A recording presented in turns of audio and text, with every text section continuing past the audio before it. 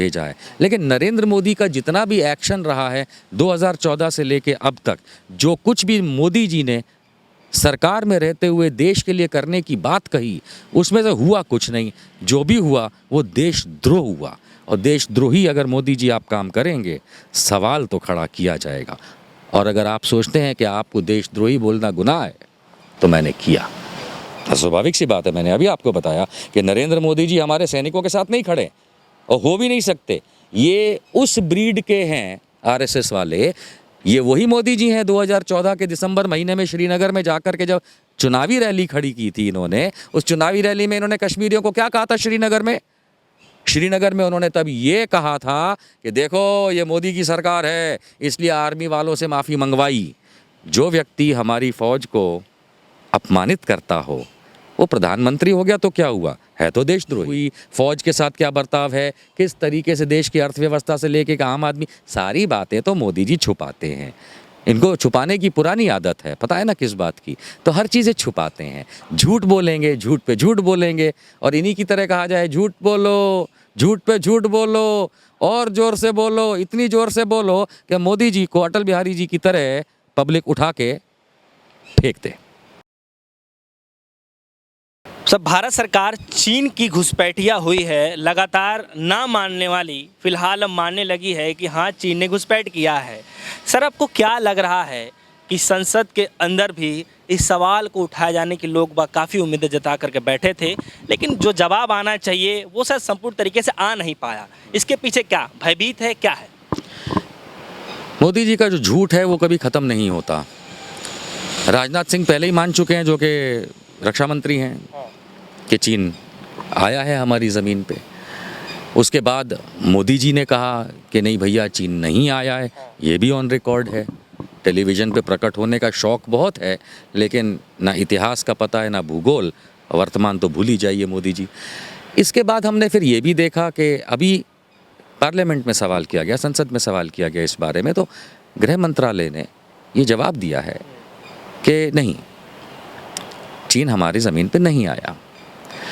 हकीकत ये है कि भारत और चीन के बीच कोई लिखित बाउंड्री नहीं है, कोई सीमा लिखित तौर पे बनाई हुई नहीं है। उसको हम लोग LAC कहते हैं, लाइन ऑफ एक्चुअल कंट्रोल। अब होता ये है कि वो एक परसेप्शन की बात है, अपनी अपनी सोच की बात है कि वो लाइन कहाँ है, क्योंकि वो कहीं खींची नहीं है। चीन, पाकिस्तान, ये दोनों भारत के साथ रस्साकशी में हमेशा रहते ही हैं। जब से अनुच्छेद 370 को डाइल्यूट किया है भारत सरकार ने, तब से चीन ने लद्दाख पे अपना कब्ज़ा जमाने का भरपूर कोशिश करना शुरू कर दिया। ये सच्चाई है, क्योंकि जम्मू और कश्मीर का एक संविधान था। जब अनुच्छेद 370 डाइल्यूट किया गया तो साथ साथ में जम्मू और कश्मीर का संविधान खत्म हो गया, अर्थात उसका कोई महत्व नहीं रहा, कानूनी कीमत नहीं रही। मान के चलिए कि भारत के संविधान में जम्मू और कश्मीर की सीमा का कहीं उल्लेख नहीं है। ये उल्लेख था अनुच्छेद 2 जम्मू और कश्मीर के संविधान में। क्योंकि अब वो संविधान किसी कीमत का नहीं रहा, रद्दी रह गया भारत सरकार के लिए, तो जम्मू और कश्मीर नाम के राज्य की जो सीमा थी, उसकी बाउंड्री जो है, उसका कोई उल्लेख हमारे देश में ऑफिशियली आधिकारिक तौर पे नहीं है। हो ये रहा है कि इस कारण से चीन लद्दाख में घुसपैठ कर रहा है। पहले ही अक्साई चीन में नाम की जगह इतनी बड़ी ले चुका है। भारत सरकार इस चीज़ को डिप्लोमेटिकली हार चुकी है। मेरी फ़ौज नहीं हारी है, लेकिन भारत सरकार मोदी जी के अंडर में कूटनीतिक तरीके से हार चुकी है, क्योंकि मोदी जी और भाजपा जो है वो कम्युनिस्ट पार्टी ऑफ चाइना के हम बिस्तर राजनीतिक लोग हैं। आज की तारीख में चीन मेरी ज़मीन पे है, आपकी ज़मीन पे है, लेकिन भारत सरकार का मुंह ना खोल पाना वो इसलिए है क्योंकि 56 की जो छाती है वो कहीं भी अपने आप को पंक्चर होते हुए दिखवाना नहीं चाहती, आपसे झूठ बोलेगी। सच्चाई ये है कि चीन मेरी ज़मीन पे है। न्यूज़ को देखते हैं या इन्फॉर्मेशन देखते हैं कहीं पे, चाहे सोशल मीडिया हो, टेलीविज़न मीडिया हो, कि चीन ने ऐसा किया, चीन ने वैसा किया। याद रखिए 3 बातें। पहली बात, चीन हमेशा से धोखेबाज रहा है, हमेशा से। कभी उसने भारत का साथ नहीं दिया। जो कुछ भी भारत के साथ चीन का व्यवहार रहा वो आर्थिक कारणों से रहा, क्योंकि उसे अपना माल बेचना होता है और भारत में क्योंकि प्रोडक्शन कम होता है हर चीज़ का, तो सस्ता माल खरीदने के, तो ये जो आर्थिक रिलेशनशिप है यही सिर्फ भारत और चीन के बीच में महत्व की रहती है। दूसरी बात आती है कि ऐसा क्यों होता है कि चीन इतना सब होने के बावजूद आज की तारीख में भारत कुछ करता नहीं है, कुछ कह नहीं पाता है। मैं उसका आपको कारण बताइए। 2009 में, और मैं सिर्फ 2 एग्जाम्पल दूंगा, और भी हैं।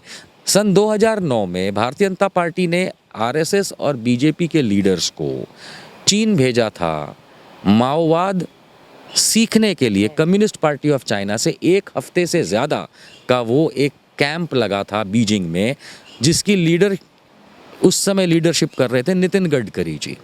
उसके पश्चात आप सबको याद है कि किस तरीके से 2014 में मोदी जी की सरकार बनी।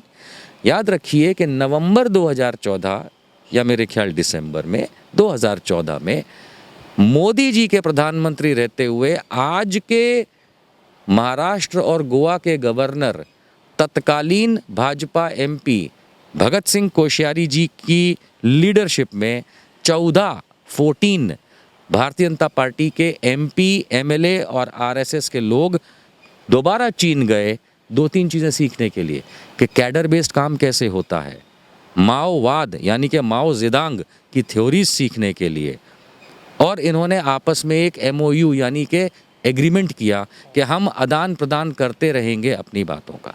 अर्थात ये भारतीय जनता पार्टी, आरएसएस और उनके जितने नेता हैं इंक्लूडिंग मोदी जी, ये चीन की जो कम्युनिस्ट पार्टी ऑफ चाइना है इसकी गोद में बैठा हुआ है। अर्थात आपने ये भी देखा कि 2014 में मोदी जी के प्रधानमंत्री बनने के बाद किस तरीके से झूला डिप्लोमेसी हुई। मोदी और जिनपिंग झूले पे बैठे, ढोकले खाए, 8 बार जाने कितनी बार, उससे ज़्यादा बार तो ये मिल चुके हैं। 2018 में डोकलाम के बाद वुहान शहर में मोदी और जिनपिंग की मुलाकात होती है कि एलएसी पे जितना भी टेंशन है उसको हमारी फ़ौजें मिल कर के प्यार से सुलझाएंगी। ये सारी बातें फेल हुई। ये मोदी जी का जो डिप्लोमेटिक और जो कूटनीतिक अंदाज़ है इसने इस भारत को धोखा दिया है, क्योंकि उन्होंने, मोदी जी ने साथ दिया उस धोखेबाज चीन का। इससे ज़्यादा क्या कहा जाए। सर आपको क्या लग रहा है कि हमारे देश के प्रधानमंत्री हमारे देश के साथ खड़े हैं या चीन के साथ खड़े हैं? देखिए, पर्सनली मैं ये कहूँगा, मैं प्रधानमंत्री पद के लिए कुछ नहीं कह सकता क्योंकि हम सब ने ये मानते हैं कि चुन के भेजा है। लेकिन नरेंद्र मोदी का जितना भी एक्शन रहा है 2014 से लेके अब तक, जो कुछ भी मोदी जी ने सरकार में रहते हुए देश के लिए करने की बात कही, उसमें से हुआ कुछ नहीं। जो भी हुआ वो देशद्रोह हुआ, और देशद्रोही अगर मोदी जी आप काम करेंगे सवाल तो खड़ा किया जाएगा। और अगर आप सोचते हैं कि आपको देशद्रोही बोलना गुनाह है तो मैंने किया। सर राहुल गांधी ने डायरेक्ट नाम लेते हुए कहा है कि देश के प्रधानमंत्री नरेंद्र दामोदर मोदी हैं, हमारे देश के सैनिकों के साथ खड़े नहीं हैं पर चाइना के साथ खड़े हैं। स्वाभाविक सी बात है, मैंने अभी आपको बताया कि नरेंद्र मोदी जी हमारे सैनिकों के साथ नहीं खड़े और हो भी नहीं सकते। ये उस ब्रीड के हैं आरएसएस वाले। ये वही मोदी जी हैं 2014 के दिसंबर महीने में श्रीनगर में जाकर के जब चुनावी रैली खड़ी की थी इन्होंने, उस चुनावी रैली में इन्होंने कश्मीरियों को क्या कहा था श्रीनगर में उन्होंने तब ये कहा था कि देखो ये मोदी की सरकार है इसलिए आर्मी वालों से माफ़ी मंगवाई। जो व्यक्ति हमारी फ़ौज को अपमानित करता हो वो प्रधानमंत्री हो गया तो क्या हुआ, है तो देशद्रोही। सर एक बात लास्ट क्वेश्चन मेरा ये है कि सर बीजेपी सर अब तक ये नहीं मान रही थी कि हमने चीन से कर्जा लिया है। सर आज बीजेपी ने माना है कि हमने चीन से कर्जा लिया है, रणदीप सुरजेवाला ने चीज़ को खुलासा किया है, तो आप क्या कहना चाहिए, कितना झूठ बोलेंगे और देशवासियों से? देखिए भैया, भारतीय जनता पार्टी ने सिर्फ चीन से जो पैसा लिया है इस लॉकडाउन पीरियड के कोरोना काल के बाद, उसके अंदर और चीन के साथ जो स्टैंड ऑफ चल रहा है उस दरमियान तकरीबन 9,000 करोड़ से ज़्यादा रुपए की बात, ये छुपाने की बात आप कर रहे हैं। वहाँ पीएम केयर छुपा रखा है, वहाँ पे हर तरीके से नौकरियाँ कहाँ गई, जीडीपी कैसे कम हुई, फ़ौज के साथ क्या बर्ताव है, किस तरीके से देश की अर्थव्यवस्था से लेके आम आदमी, सारी बातें तो मोदी जी छुपाते हैं।